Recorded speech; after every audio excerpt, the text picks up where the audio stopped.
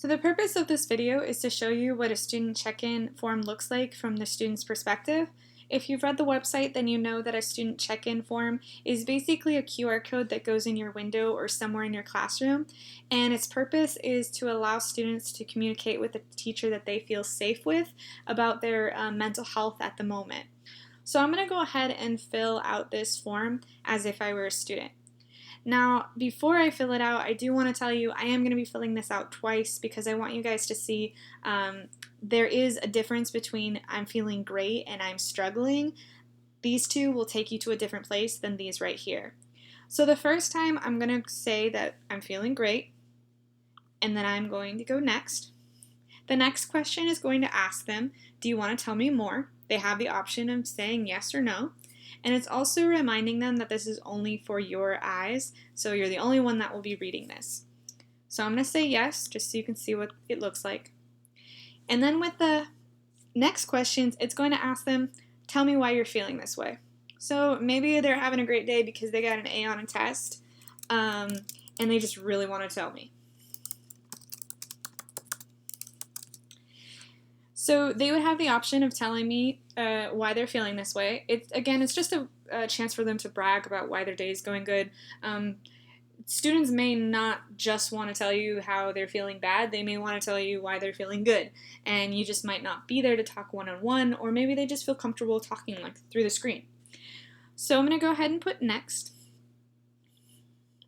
The last part of this for this section is going to ask them for their student ID number or student name.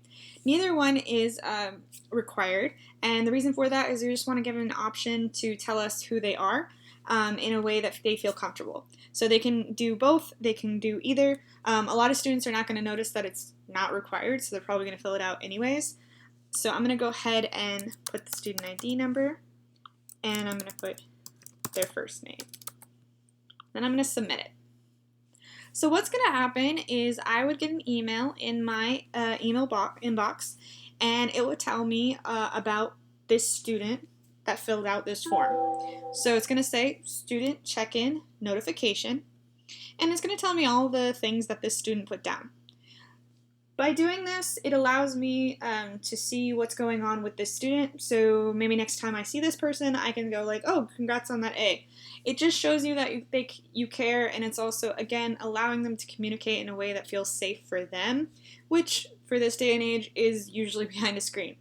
So I'm going to go ahead and fill this out again, because I want you guys to see what it looks like when the student is struggling. So in this case, I'm going to put I am struggling instead of I'm feeling great. So the next thing that's going to happen is it's going to take them to a different section than the grade did. It's going to ask them to answer more questions. So the first one is, do you mind telling me why you're struggling or why you feel like you're in a dark place? So I'm just going to say rough time at home. It's also going to ask them, is this affecting your ability to do work?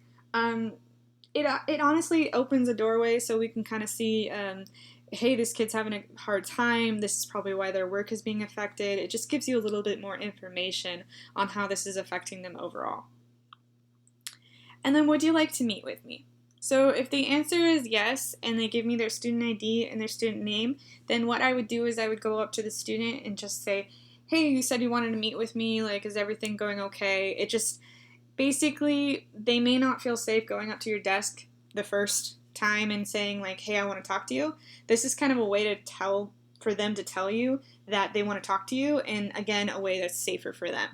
So I'm going to go ahead and put yes.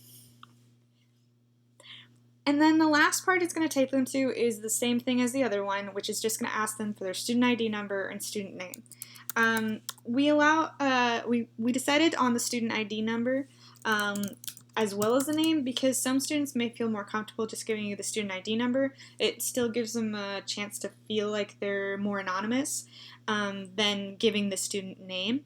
So there is both options there, but it gives us a chance to identify who this kid is so we can go and check in with them. So I'm going to submit it. Then again, it's going to pop up in my email inbox, and it's going to tell me that this student's not feeling so good, and I'm going to be able to go and check in with that student because of what they told me. Now, this is completely optional. This is not something that's mandatory. There is a tutorial on the website if you feel like this is something that you want to have in your classroom.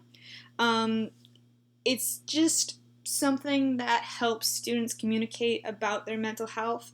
A lot of times they feel like they don't have the option of going to somebody because they just don't feel like anybody cares. If there are enough of these around campus and they feel safe with a few of us, then it gives them more of an option to talk about how they feel. So that is the whole reason for this. I hope this video explained it in a way that was understandable, and thank you for listening.